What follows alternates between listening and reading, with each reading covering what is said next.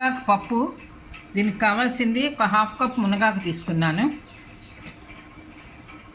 అలాగే ఇది ఒక్కాయ కాంబినేషన్తో చాలా రుచిగా ఉంటుంది పప్పు. అందుకని ఒక హాఫ్ కప్పు ఇట్లా ముక్కలు కట్ చేసుకోవాలి. ఇవి ఒక్కాయల్ని బాగా కడిగి శుభ్రం చేసుకుని ఈ విధంగా ముక్కలు కట్ చేసుకోవాలి. ముక్కలు దీని లోపల గింజలు కూడా ఉంటాయి. ఈ గింజలన్నీ తీసేసి ఇలా రెడీ చేసుకోవాలి. ఇవన్నీ గింజలు తీసి ఇలా చేసుకున్నాను. హాఫ్ కప్ తీసుకున్నాను. ఇవి కూడాను చిన్న కప్పుడు కందిపప్పు,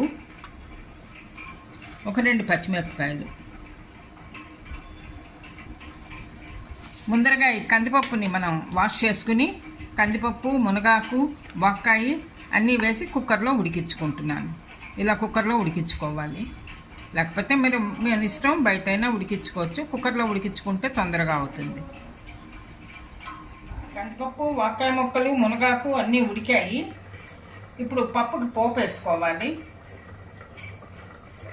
పోపుకి ఒక మూకుడు పెట్టుకుని 1 స్పూన్ ఆయిల్ వేసుకోవాలి. కొద్దిగా పోపు సామాన్లు, మినపప్పు, జీలకర్ర, ఆవాలు,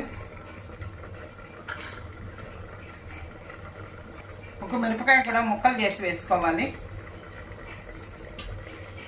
పోపు వేగింది. కొద్దిగా ఇంగు వేసుకోవాలి. ఇంగు వాసనతోనే చాలా రుచిగా వస్తుంది పప్పు. ఇందులో ముందరగా ఉడికించుకున్న పప్పు, మునగాకు 2 కలిపి వేసాను.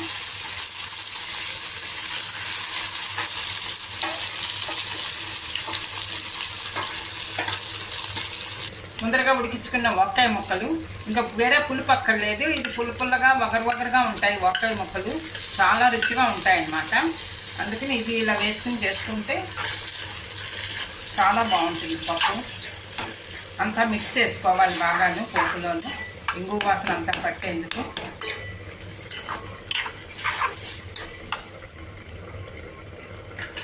తగినంత ఉప్పు,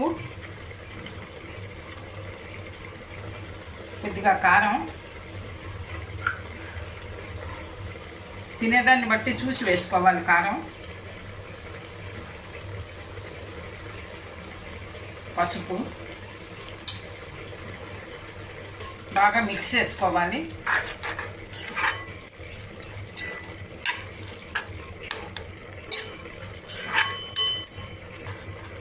అన్నీ బాగా మిక్స్ అయ్యాయి. సర్వింగ్ బౌల్లోకి తీసేసుకుంటే సరిపోతుంది. పప్పు రెడీ అయిపోయింది. ఒక్కాయ మునగాకుతో పప్పు రెడీ అయింది. సర్వింగ్ బౌల్లోకి తీసుకోవాలి.